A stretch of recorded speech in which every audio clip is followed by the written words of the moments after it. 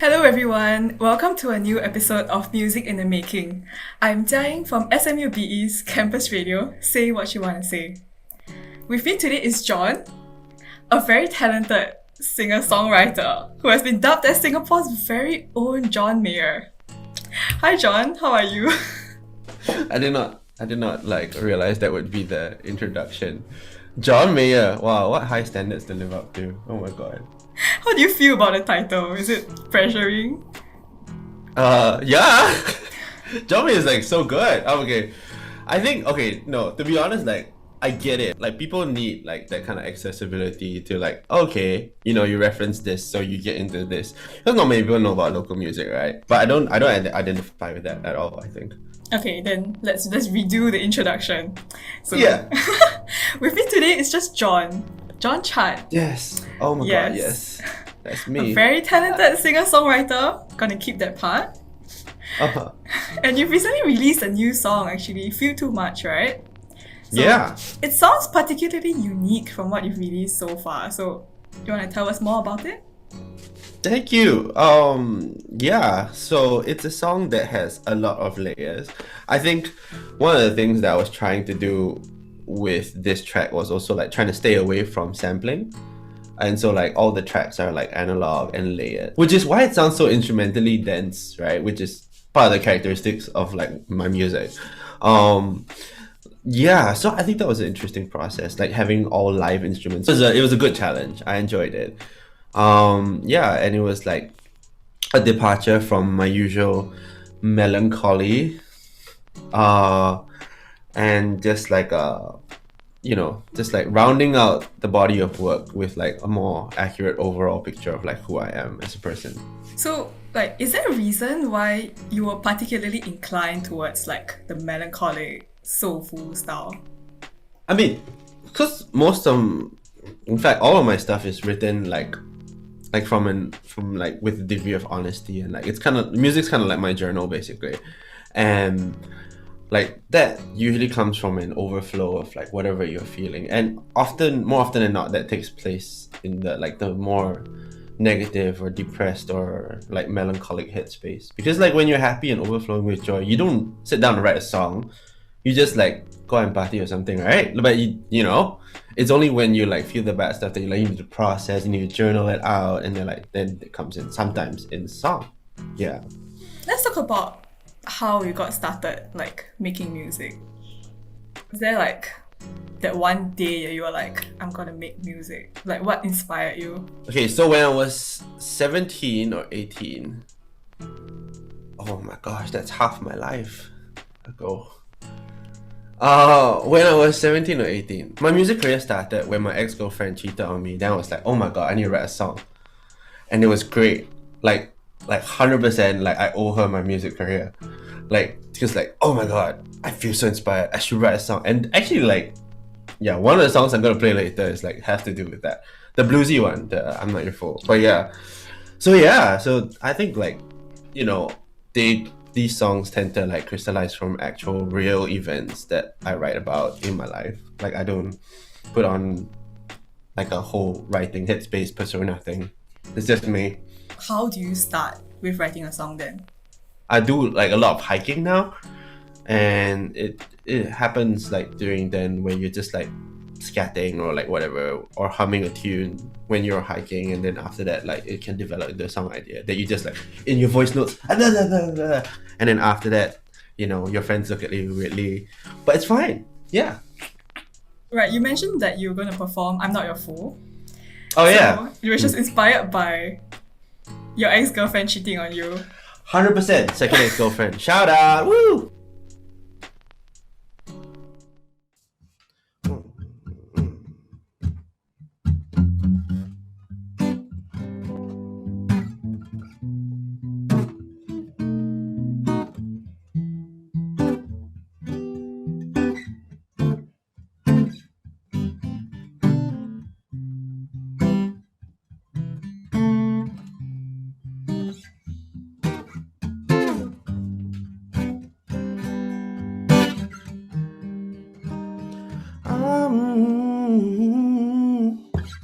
Say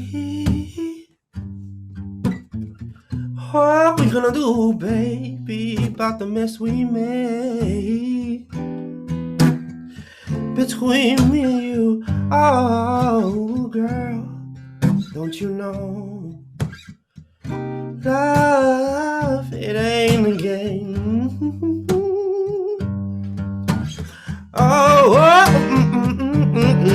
yeah. Love ain't as easy as it sounds. Yeah, you gotta work, and make it come around. Yeah. And then you got to make it stay. Yeah.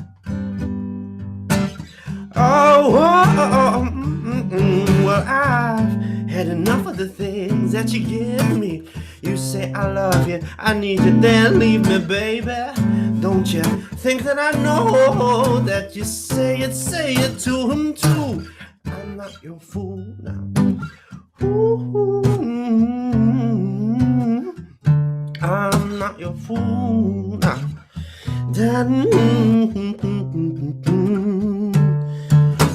Why? Oh, yeah, why you gotta treat love like it's a drug? Yeah. Get us both to heaven and then pull the plug. How do you expect me to move on?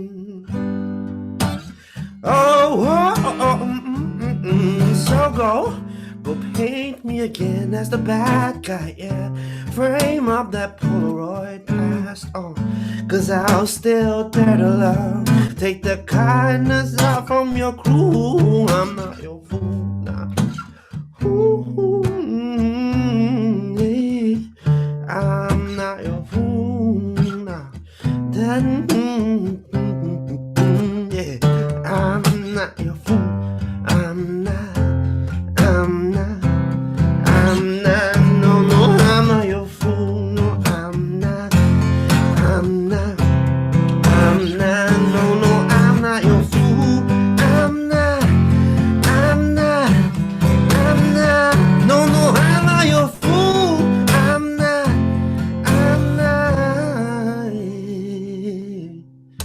Oh.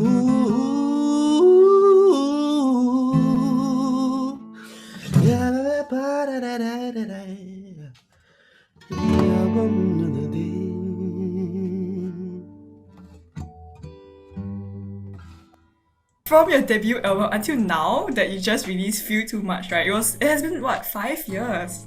So it was like a 5-year hiatus from releasing songs? So the weird thing about this whole process was like, I had this whole kind of mental block thing where I would get like songs all the way up to like master, like mix and master, and then just like not release them. I'll just like show it to like a few friends that I'm close with, and they're like, "Oh my god, look at this! Yeah, here, yeah, okay, bye." Like never gonna release it.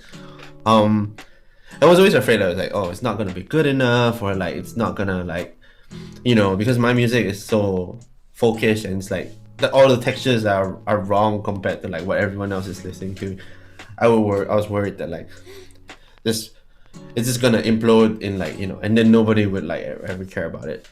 So yeah, I think this year was a year of like challenging myself to like because I hit 30 this year and I was like, okay, we might as well just, now that the pressure's off, you're no longer a young thing, so you can just like do whatever you want and nobody will care anyway. And that was like a really good impetus for me to like, oh yeah, I can do the thing, and nobody just do the thing. And then so I do the thing. That's what happened. Other than Feel Too Much, you also released another song recently that you'll also be performing today, which is Simple, featuring Liu Law, right?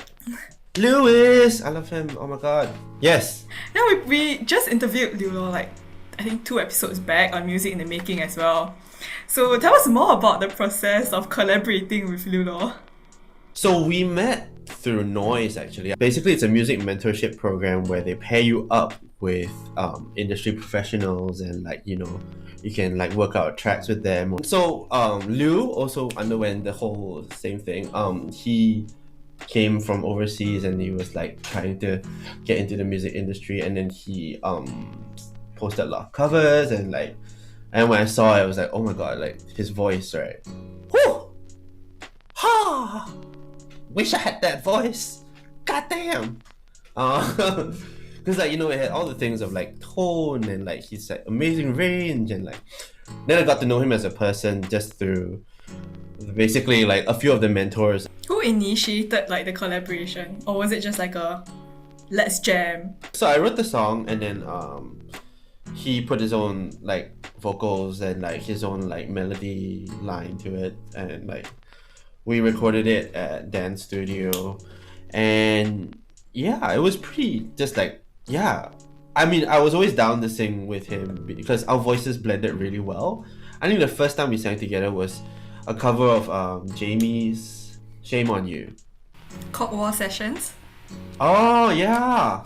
Oh my god, yeah. If you were to reboot, maybe Cold War Sessions, or just collaborations in general, who would you like to collaborate with? Like anyone in the world, or like a realistic person? Anyone in the world. Okay, so I'm listening to this guy, like I'm super into him, his work. His name is Sam Henshaw, SAMMHENSHAW.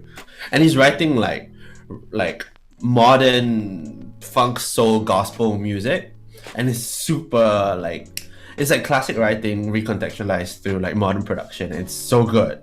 So I would like to do something like that.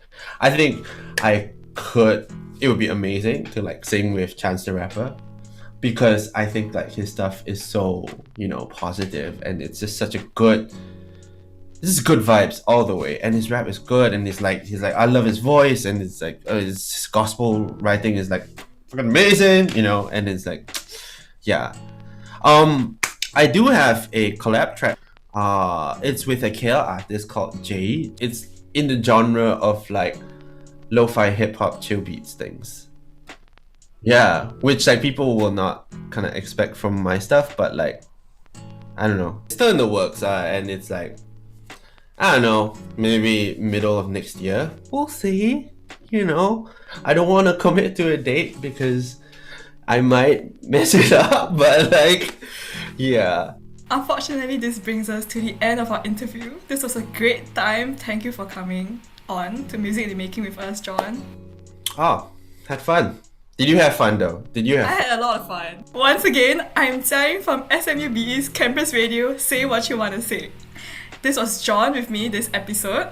You can find his socials and his music platforms in the description box below, or perhaps on the screen, where you can listen to his music, including this last song that he'll be performing for us, Simple. Thank you!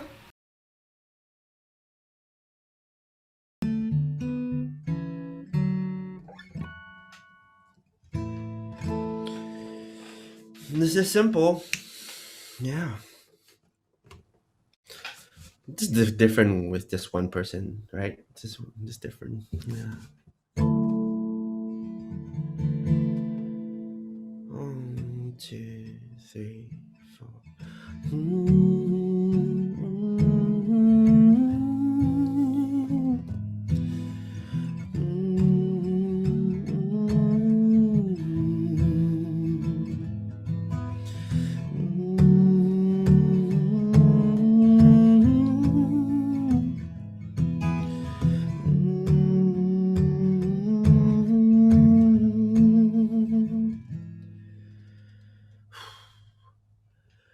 I'm a little bit tired, but I can't sleep tonight. I'm a little bit tired, a few things on my mind. 'Cause I've heard that you can't always be happy, you can't always be laughing, you can't always be good.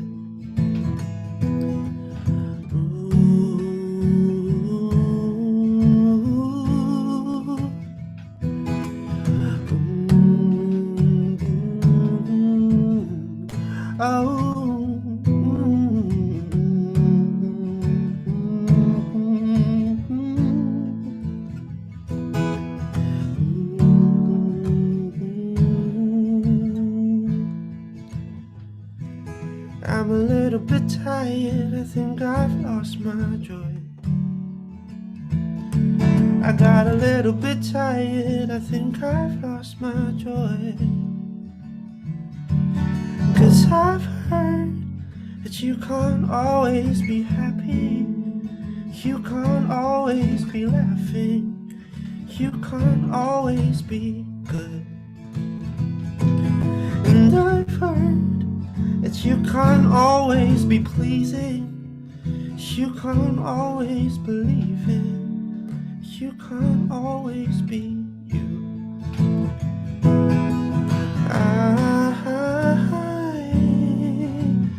I wish that I was simple. I wish that I were good. I wish that I was simple. Wish that I was good. Wish that I was better now.